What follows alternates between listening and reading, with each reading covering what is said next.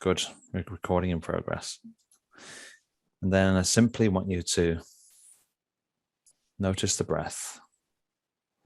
Maybe make the out breath a little bit longer than the in breath. And as thoughts come, which they will, just guide the mind back to the breath. And just take one long, deep breath right down into the stomach. And if you want, you can sigh it out. And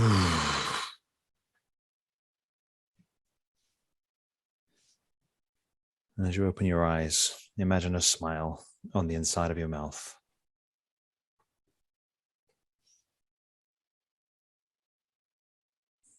Okay, thank you. And we're also welcoming Charles to the team. Hi there. Hi, Hello, morning, Charles. everyone. Hello, Charles. Morning, everyone. We're honored to have Charles here. We already started, so to speak.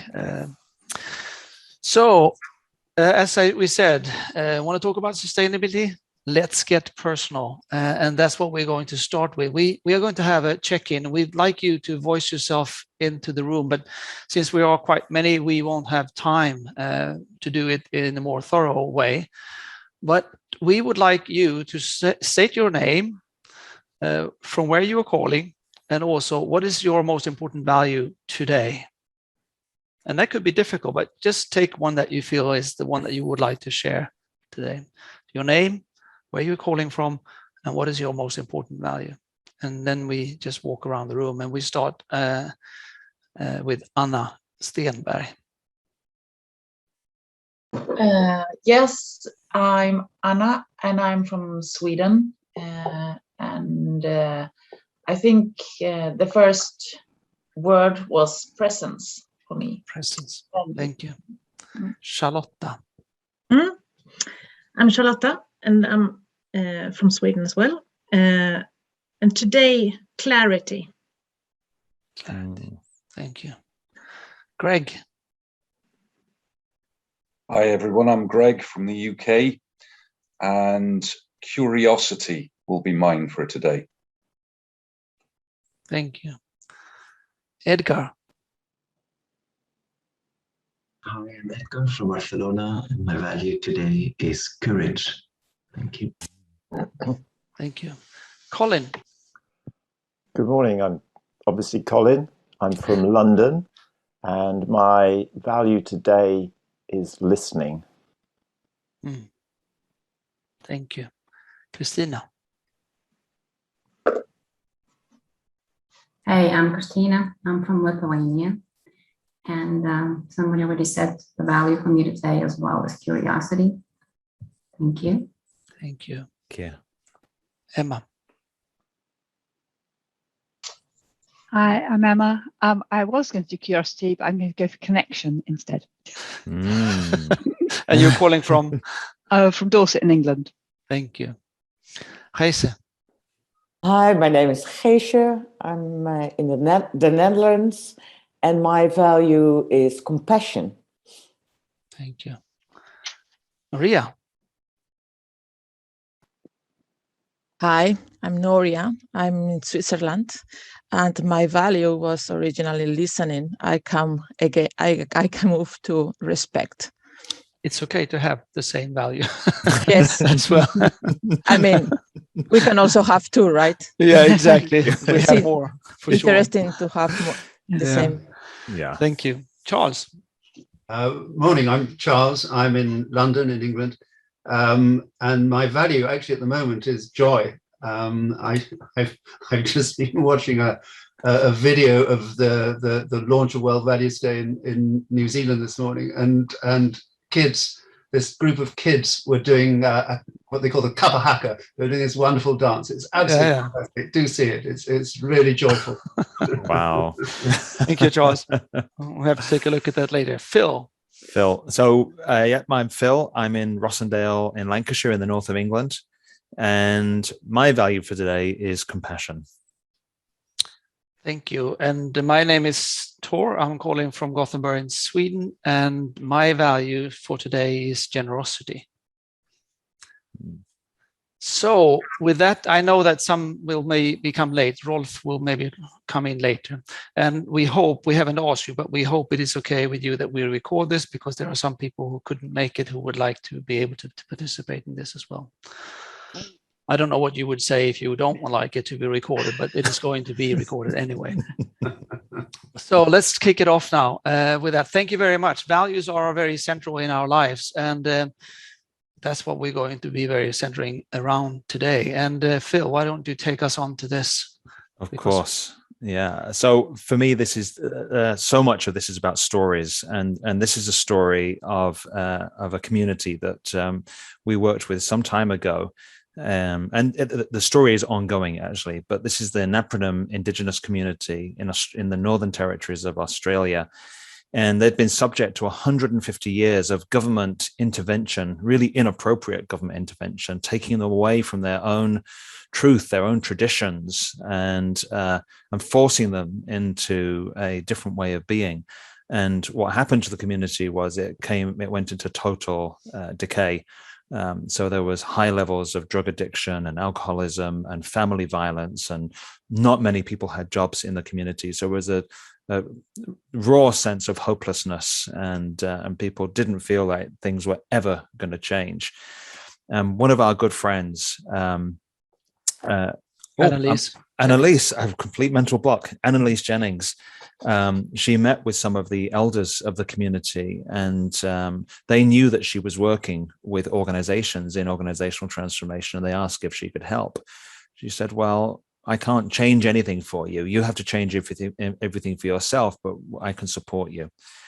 And they started with a values assessment to say, well, who are the people in this community? What's most important to them as human beings? And that's the left-hand column of those three columns in there. Who are the people? And how do the people see their current life conditions? And that's the middle column. And then what would the people desire in order to really fulfill life conditions and quality of life and sustainability in the community?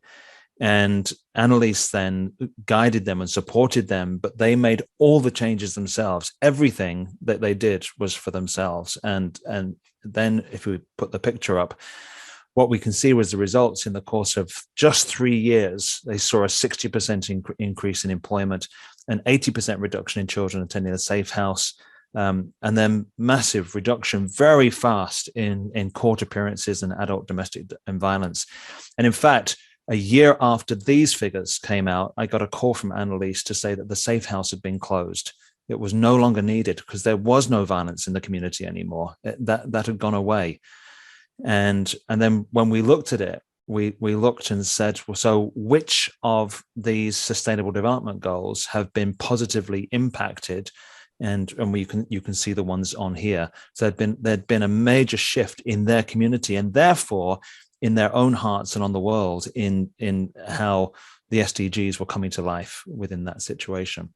And we bring this story up not just because of the brilliant work that was done by Annalise over the years, because this was a couple of years of work, a number of years. It was actually how much it came from inside of each one of the citizens to make this happen. So it really started, and what she was able to do was to create that light inside and that consciousness inside of each one of them. And they were the heroes that made this shift. And as we start to talk about values, it just creates a new awareness, and we can start to get new choices in our lives. Yeah. So let's look at this on a bigger picture and look at some of the work that Tor and I have been doing over the last couple of years. And you'll see this beautiful picture of a bee on a flower here. And this is one of the ultimate pictures of kind of connectedness, because the bee depends on the flower and the flower depends on the bee. And all of us depend on that relationship happening. And so what we're ultimately seeking is a world that really works. But if we look at the dynamics that sit behind that, let's go to the next part. So in order to make a world that really works, we need high-performing, great organizations, communities, teams, that there's a healthy culture within those. And in order to make those, we need all of us, you and me and Tor and Charles and Donald Trump and Jacinda Ardern and everybody else to be doing their own inner work. And like, who am I? and how do I show up within this system, and what are my fears, and what am I taking care of, and what am I not understanding yet? And so our principles, then, if we put the next pieces on, what we're saying is the foundation of organizational sustainability is personal sustainability. So each one of us matters in this journey. And so what we have and what we'll be sharing with you this morning is the experience that we have and the brilliant work of Richard Barrett with using the Barrett model to be able to measure and explore individual human beings and organizations. And so the next principle is that the foundation of societal sustainability is organizational sustainability. So how organizations are and show up within this really matters. And the Sustainable Development Goals is an incredible picture of humanity's needs at this moment in history, all the needs of humanity expressed in this one beautiful picture. And of course, we need a transformation in agriculture and manufacturing and engineering and technology and all those things. But none of that can work unless there is a shift in culture and consciousness of the leaders as well. And yeah. Go on, you go. Please. So the objective for United Nations Sustainability Goals, the SDGs, as for those who don't know that, is to create conditions for every human being on Earth to have an opportunity to experience well-being, contentment, and peace, and live with harmony with nature. That's their own definition. We take for granted that everyone actually are quite aware of these. So we are not going to go into the details of those. Anything that you'd like to add to that, Phil? Well, I was just going to say that Tor and I have worked together so long, we start to think the same, and often we will start the sentence at the same time. So forgive me for talking over you, Tor. Yeah, no, that's fine. That's all good. We said that we will play this. We will. Yeah. We are going to continue now with a story of this video that you're going to see, and let's see if I can shift that to that. And this is a video that is online on YouTube, but that we found. It has not been created for this particular purpose, but we think it has a message inside of it that is very much aligned with this. So let's take a look at this. It's only 3 minutes, and I hope that you will be able to see it clearly.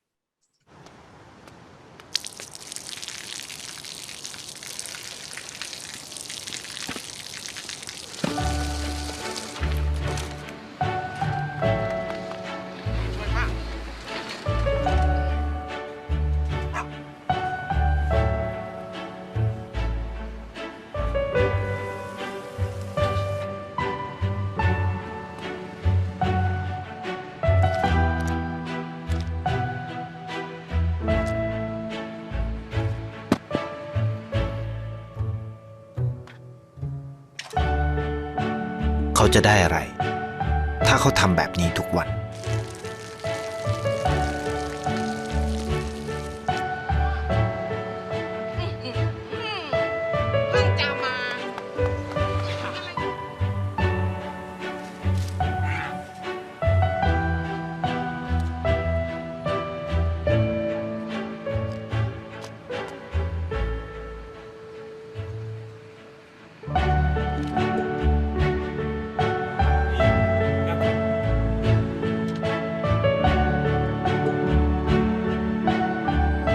เขาจะไม่ได้อะไรเลย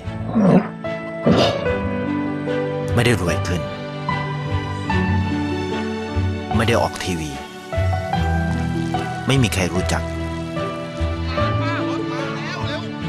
ไม่ได้มีชื่อเสียงที่มากขึ้น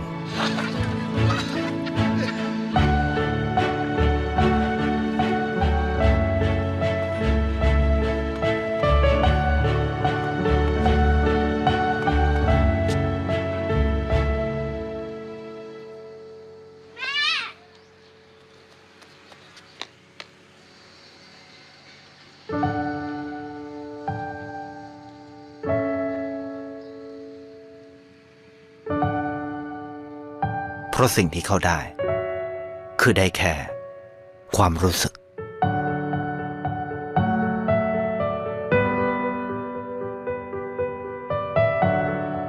ได้เห็นความสุข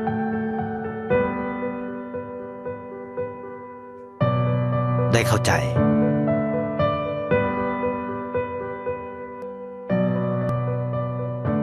ได้ความรัก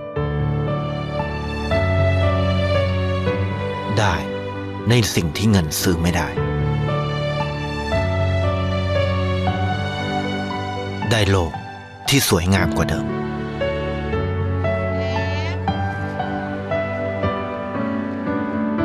ในชีวิตคุณอะไรคือสิ่งที่คุณต้องการมากที่สุดไทยประกันชีวิตเชื่อในความดี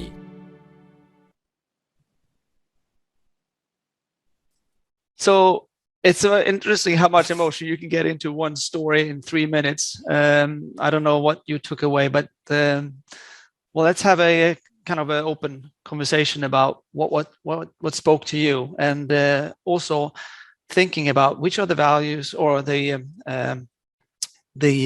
sustainability goals that you believe that he's actually contributing to by his acts in his life.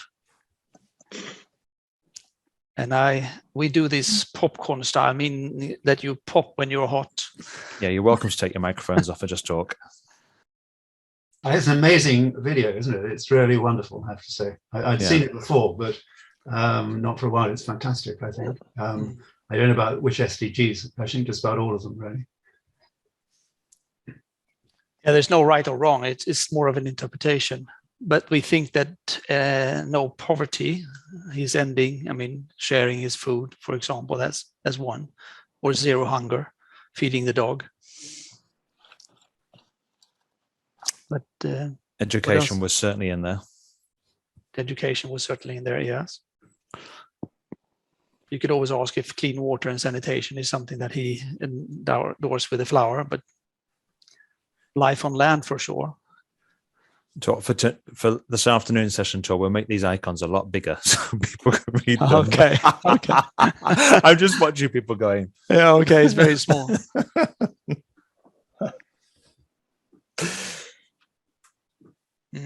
Any other thoughts or observations or feelings from the video? Let's leave that for the time being. Yeah. What we can say is that we, with the little, most of them, or 9 to be more specific, is what we kind of made up. It's not the goal here. The goal is to inspire and visualize how much and simple acts that you can do and make a difference in the world just by doing those small acts, so to speak, and contributing to a better world, more sustainable world. So the question that we would like to ask you is this, and we have put this Menti up to be able to capture your thoughts, and here's some instructions. So if you take your phone or you go into menti.com on your computer, that could be another way. You can use this QR code to get to that place if you want to. It's very quick. You open your camera and then you show it for your smartphone. And then you should be able to get to it. And then you have a question: how do you contribute to a sustainable world or a sustainable society today? Can I leave this picture? Have you all got the link? And then I'll we can see what's coming up, because we were able to see what you are writing.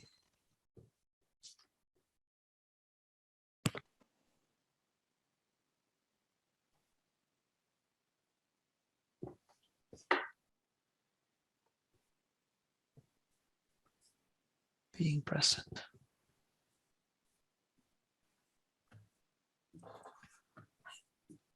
Lovely. I love this, being conscious, listening.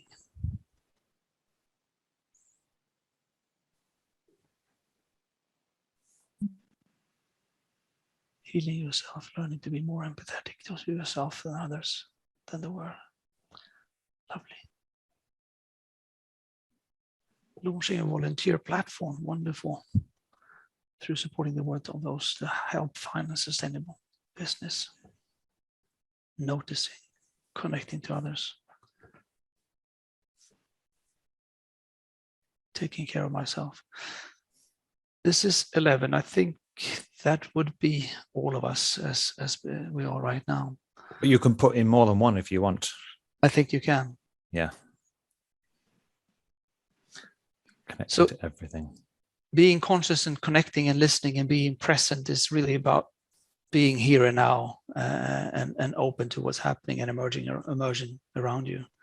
And now it looks like we get Chantel coming in as well into the meeting. Anyone would like to share a little more thoughts around how you contribute?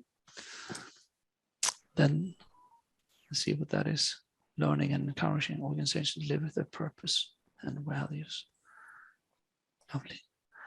So we're all contributing, and we're all consciously making a change or a difference in our life. And what is guiding us is our values, what we believe is important, and it comes from within. And if I go back to this, then the question then would be, what is a value? How would you look at the value? And for us, values is an expression of our needs. It's a reflection of what we need at this moment in time. At the same time, the values is a clue for us to understand what we find is important, and what we base our decisions, our daily decisions on. And I think the movie actually showed very clearly how this guy made decisions was coming from within his own value system. But it defines us who we are as well. How do we want to show up in the world, and how do we want to contribute in the world? And what's really motivating us to wake up in the morning and make a difference, so to speak. So it's actually an energetic container of the aspiration that we have inside of us being manifested into the world that we are living in. So we make a big difference. The key thing is that values are keys for us to understand, and we need to get more clarity of what those are for ourselves when we work and live, so to speak. Phil, anything that I want to add something that actually didn't come clear to me till about 10 years into doing this work, that these values reflect our needs, and they are the energetic containers of our aspirations and intentions. I thought that when I picked my top 10 personal values, these were all things that were completely alive in my life. And then somebody challenged me around those. And what I discovered was that these were things I was yearning for. These were things that were really important to me, but yet incomplete in my life. And so I wonder, when you look at your top 10 personal values from your PVA, if you feel that they are really complete, or whether these are things that are still, that you're still yearning for and working for to create in your life. And since they are a reflection of our needs, it's needs that we have in order to satisfy whatever whatever needs that we have at this moment in our life. And if we value it, we also feel it's important for us to focus on that. So looking at this image is to illustrate the visible above the surface and below the surface, the more invisible, which is still alive, so to speak. Above the surface, you can see the behaviors being manifested. That's how we express our values and beliefs. But that's coming through our thoughts and feelings, our consciousness, so to speak, which is then, of course, grounded in our values and priorities that we have, which is then linked to our needs that are either met or unmet, as Phil was talking about. And to do this, to work with this, and to get more clarity and help us to see the world in a different way, we use the Barrett model as a way to express what that could mean. It's like putting on a pair of glasses and see the world with a new lens, so to speak. And if we then very quickly, for those who haven't seen this before, go in and give a short, quick introduction to the Barrett model.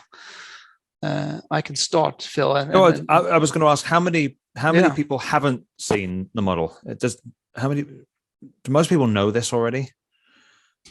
Looks like most of you know it then. No, but Greg doesn't. So okay, I think we can do a short description for Greg. So Phil, we'll start this. So this is a model created by Richard Barrett and he was the values coordinator at the World Bank when he started this work. And he got to a point where he's reading Maslow, and Maslow said, people don't really understand what self-actualization means, and this needs to be expanded.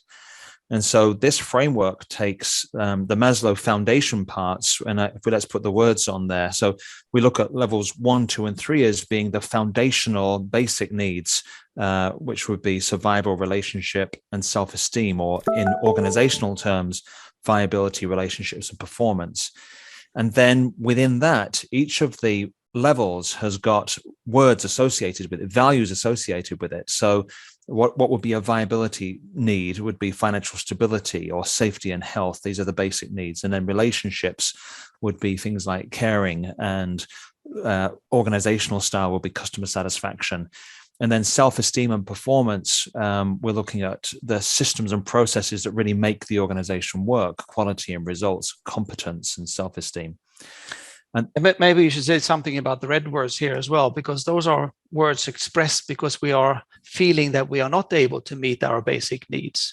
So we will control or be greedy or focus on making our basic needs met by controlling or blaming or manipulating because we are afraid of not being loved and appreciated, or we build up or we work long hours, for example, because we're afraid of not being seen as that we are capable and performing. So those are limiting, we call them potential limiting words that are actually holding us back from our full potential. And then we move to level 4, which we can call either evolution or transformation. And we had this word courage come up as one of the values today. This is one of the most important values here. This is the courage to challenge the status quo. And my goodness, do we need that energy in the world today? So we can talk about accountability and transformation, innovation. And then 5, 6, and 7 are expanding our levels of external connectedness. So at 5, we are inside of ourselves or aligning inside ourselves or inside the organization. As we find our purpose and we then align with others at level 6 to create collaboration to make a difference. And at level 7, we're truly living in a place of service. And let's just put the words on there. So authenticity and trust and honesty, moving into community involvement and partnership. And then as we get to the top, we're really looking at like living our purpose and being of service. Maybe we should say that this is not getting better and better because the higher you get. You need to live with all these values. You need to be able to satisfy all these throughout your life. So we call that full spectrum. But the values gives us a help, and your PVA that you did before gives you an understanding of where is your focus in your life today, so to speak, and is that a need that is important to you, and what are the behavior that comes out of that value, so to speak. Which leads us to, I can go on then, Phil. Yeah, let's move on. So about 3 years ago, one of our friends in the Netherlands, Wendy Van Tol, who's one of the senior partners at PwC, she called and she said that many of their clients were aligning their purpose and their products and their strategy with the Sustainable Development Goals, but they had no idea how to align their culture with that. And so she asked us these 2 questions. How can organizations measure their cultural alignment, progress, and contribution to the SDGs? And is it possible to find a values-based measure for the SDGs? And these were the 2 pieces. These are the 2 questions that sparked Tor and I into action. And actually, Catherine, I have to give her credit. Catherine, my wife, who works for Barrett Value Center, was a major part of this development as well. There was one other piece of inspiration that came, and this is from Gus Speth, who's an environmental scientist who was also the chief of the UNDP for a while. And he said, I used to think that the top environmental problems were biodiversity loss, ecosystem collapse, and climate change. I thought that with 30 years good science, we could address those problems, but I was wrong. The top environmental problems are selfishness, greed, and apathy. And to deal with those, we need a spiritual and cultural transformation, and we scientists don't know how to do that. And that's the people on this call. We're the team to help with those sort of things. So culture is key to be able to create a sustainable world. So, and it starts with us, and it's our being, our consciousness. That's why I like the consciousness so much in what you value today. In our own understanding and in our own values that we have inside of us, so to speak, our own being is a prerequisite for that. In order to be able to be manifested in what we are then saying, this is what we are aspiring, this is what we are aiming for, this is our purpose, this is our vision, this is our strategy. And that is originating from our being. It starts there. And which is then manifested, of course, in the actions that we are doing. But these things are all connected. So it all starts with our own being. And yeah. Well, let me just say something, because what we're seeing, because we're working with an increasing number of organizations who are expressing real passion to make a difference and do a good job. And many of them are just expressing it, and they don't quite know what to do. So they're doing the saying bit. And others are doing the doing bit from a really mind-based strategic standpoint. And they're forgetting the being part. And what that means is, actually, we have one organization that we know of who has put out global message around sustainability, and yet they're still operating internally in a very traditional industrial age style, and they're literally burning their people out and killing their people. And I truly believe that they want to be good and they want to do a good job in the world, and yet they're unconscious about what's happening internally in their own hearts and in their organization. So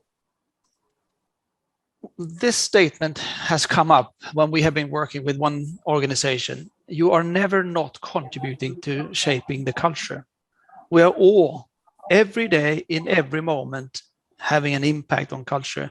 If you are going to be, or acting with a kindness, so to speak, or caring way in your daily life, when you start doing that, you are actually starting to shape the culture of a caring organization culture. The minute that you are holding you back or being greedy or something, you are creating that type of culture. So everyone is at every moment part of creating the culture that we are living in, so to speak. Phil. And we say that this works on all the different levels. It works definitely from a saying and doing perspective, like if I say or do something unkind, but also if I think things as well, because thinking is an energy that goes out. It infects me inside, and it affects the energy within the system as well. So thinking, saying, and doing all matter. So we would like to tell you some of you have seen this before, I know, but we'd like to tell you a quick story of why this really matters. This is the real culture of two organizations. These are actually two banks in North America working under exactly the same market conditions with a similar size portfolio and number of employees. And the middle question is, select the values that most reflect how your organization currently operates. And the left-hand, organization A, the collective from all the employees says the number one thing we have is client satisfaction, and then making a difference, and then integrity. And you can see the list of words there. And each word gets a dot on the chart, just like your PVA. So client satisfaction is a level 2 relationship value, and financial stability is a level 1 viability value. And all I'll say about the model now is repeating what Tor said, that full spectrum, like this spread across the dots of all the levels, is a really good thing. On the right-hand side, organization B, you can see these red words, and the red dots on here: blame, short-term focus, internal competition. So this is what the employees answered. This is how our organization currently operates. We know that 2 white dots in our current culture is enough to say it'll be undermining the ability to have engaged employees, happy customers, and delivering on our mission and vision. And by the way, it makes a huge impact on profitability as well. This is a toxic culture.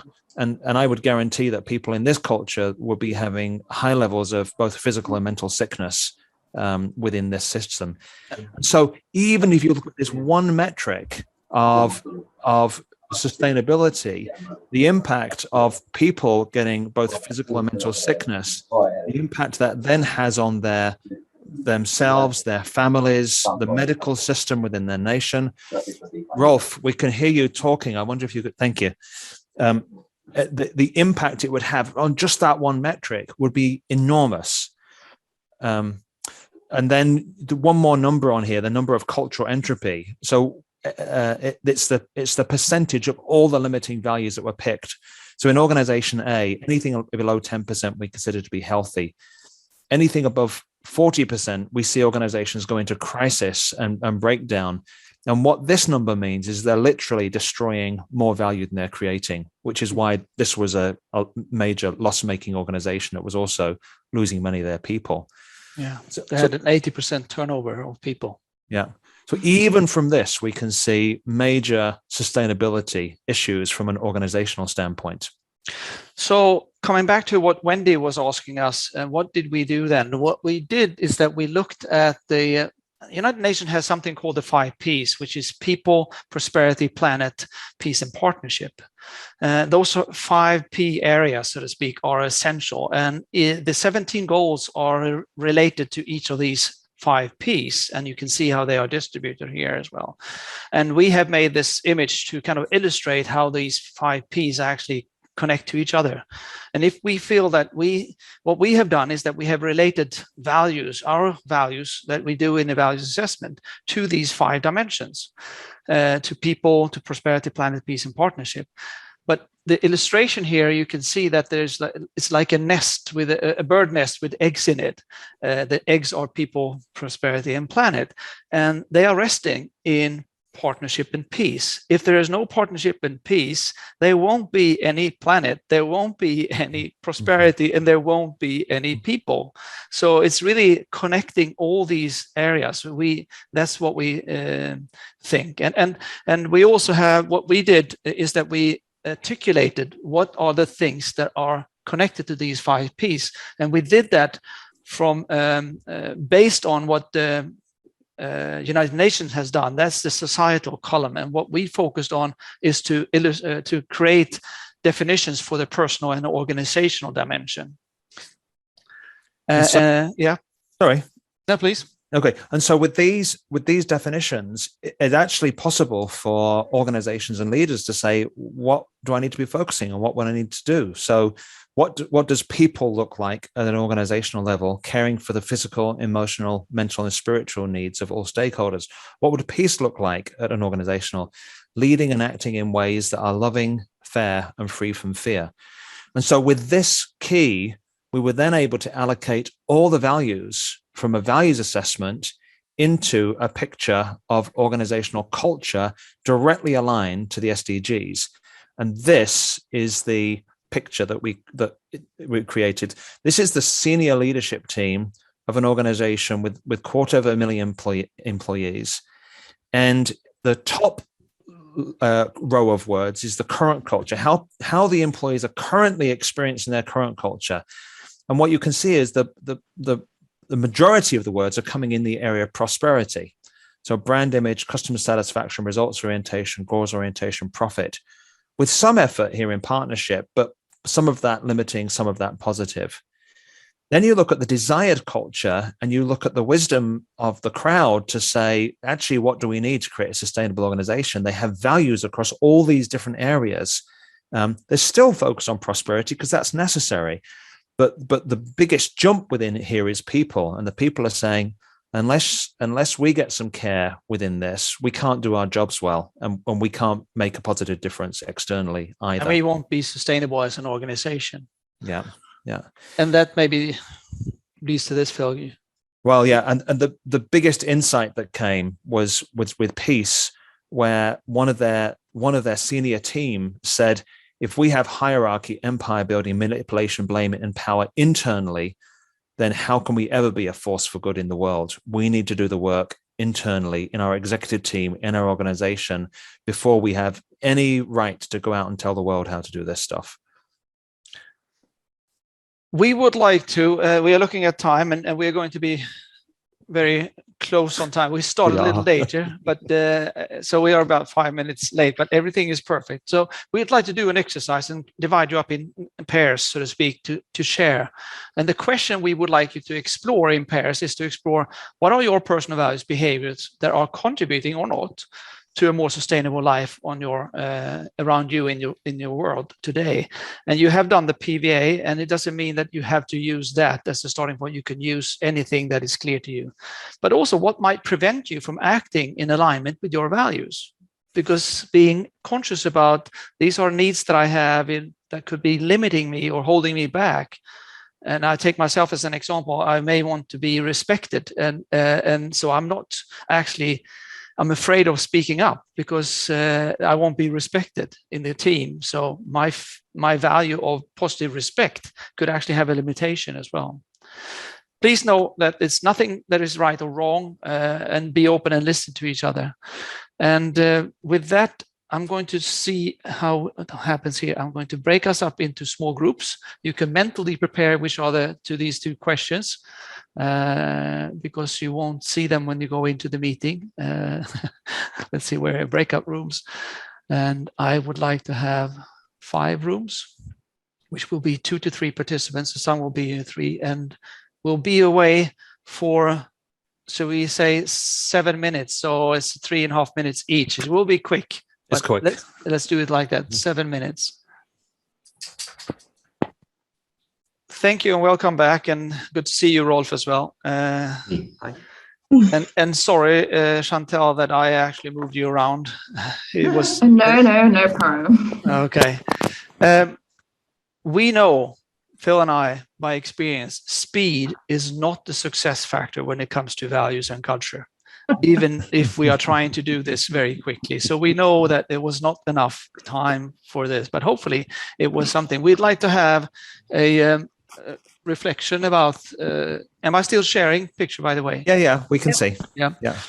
I mean, what did you find? And I'll maybe go back to this picture here of any top of the mind, something you would like to share with the whole group of your experience from the conversation you just had.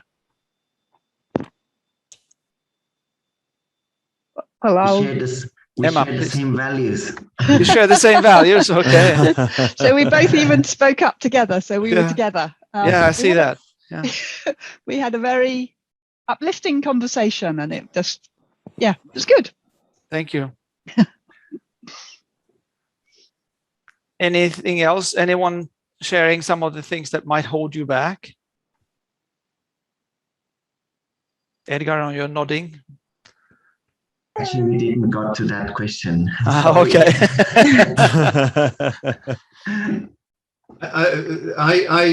We did talk about it in our conversation, or at least I did, perhaps a little bit more, Christina. I think fear often holds one back. Yeah. Being judgmental, fear for oneself, fear for others, but being judgmental, including being judgmental about oneself. Yeah. It's also a sort of, it's all kinds of negativity, isn't it, really, that hold one's back. It's being fearful, it's being judgmental, which is sort of a step beyond being conscious about faults of oneself and others is good, but being judgmental introduces an element of negativity into it, doesn't it? You're putting a barrier there. Yeah. And if you do that, you can't really operate effectively. You can't collaborate. You can't connect. And I would call it the funny thing, but the interesting thing is that this is usually a very unconscious thing inside of us. We're not aware of our own fears, and it takes some consciousness to be aware of, I'm actually being held back by my own self, my own fear of not meeting my basic needs. And I think that I'm looking at time, Phil. I think that let's move. So I mean, this is really another really powerful part of this framework that enables us to become aware of these things. So at level 1, we have this statement that says, I do not have enough. This is the fundamental fear of level 1. So I don't have enough of the stuff to meet my survival needs. And for some of that's true, but for many people, this is just an ungrounded fear. At level 2 is I'm not loved enough, which is about the basic relationship need of belonging. And at level 3, I am not enough, or I'm not good enough, which is a fear that many of us hold when we start a meeting or we start a project, or am I good enough to do these things? And becoming aware of these fears and those moments, and then choosing how we respond to those is really important. And there's this beautiful quote here. This was actually for those who have seen the Gandhi film. It was a real incident that happened just before he was shot, and Gandhi said, the only devils in the world are those running around in our own hearts, and that's where all our battles ought to be fought. And an American reporter, Margaret Bork-White, said, so what kind of warrior have you been in that warfare, Mr. Gandhi? And he said, not a very good one, but that's why I have so much tolerance for all the other scoundrels of the world. And so even a person who was making a difference at the huge scale that he was, in the moments before his death, and he didn't know he was dying, of course, but in that time, still understood that it was the inner journey that was really the most important to the impact that you could have on the world. So we have talked about a few things and also kind of guided you into what are your personal values, what's most alive in you and right today, but also what are the things that might hold you back. And we would like to kind of conclude by capturing some of the what would you do differently with the insight, hopefully, that you have gotten from this. And I'm going to take this a little further, if I can do that. Let's see if I can get here. Now I'm being held back by my screen. Here we go. To this question, tomorrow, how would you like to contribute to a more sustainable society? What are the things that I would like to work with in myself in order to make a bigger contribution to society? We're going to leave this open as we conclude the meeting, and you can write. Maybe I should open this up as well. If you don't have that again, you want to have the voting instructions, the QR code. It's not a matter of right or wrong. It's just a matter of being able to see what is actually on the top of your mind after the conversation we just had. Notice others more. Be courageous. That's a lovely breathe.